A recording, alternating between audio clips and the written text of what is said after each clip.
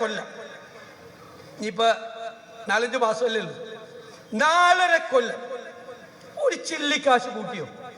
എന്റെ ചോദ്യം നിങ്ങൾ ചോദിക്കണം ജനങ്ങൾ, ഒരു ചില്ലിക്കാശ് കൂട്ടിയോ? ഇപ്പൊ 4.5 കൊല്ലം വാക്ക് കൊടുത്തിട്ട് ആളുകളെ കബളിപ്പിക്കുകയായിരുന്നു, അല്ലേ? പറ്റിക്കുകയായിരുന്നു. 1 രൂപ കൂട്ടിയില്ല, 1 രൂപ. ഞങ്ങൾ 1600 2500 ആക്കാം എന്ന് പറഞ്ഞിട്ട് പറ്റിച്ചു. എന്നിട്ട് തെരഞ്ഞെടുപ്പ് പ്രഖ്യാപിച്ചപ്പോഴാണ് ഓർത്തത്. തെരഞ്ഞെടുപ്പ് പ്രഖ്യാപിക്കുന്നതിന്റെ തലയാഴ്ച 400 രൂപ കൂട്ടിയെന്ന്.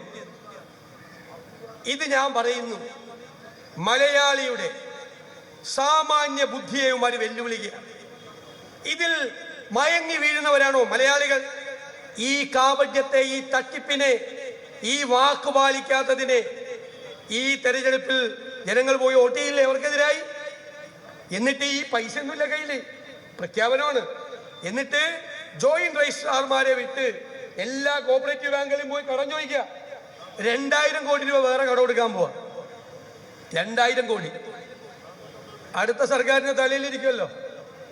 1 ലക്ഷം കോടി ജീവനക്കാർക്കും പെൻഷൻകാർക്കും അതുപോലെ അധ്യാപകർക്ക് കൂടി കൊടുക്കാനുണ്ട്.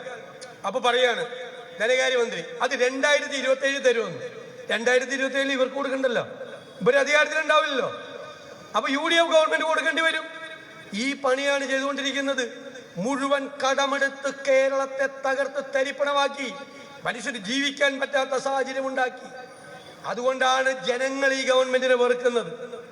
അവ നന്നായി പ്രവർത്തിച്ച്, നല്ല രീതിയിൽ പ്രവർത്തിച്ച്, നമ്മുടെ പദ്ധതികൾ നമ്മൾ മുന്നോട്ട് വെച്ച് മാറ്റത്തിന് വേണ്ടിയിട്ടുള്ള വലിയ പോരാട്ടം നിങ്ങൾ നടത്തണം എന്ന് ഞാൻ അഭ്യർത്ഥിക്കുന്നു.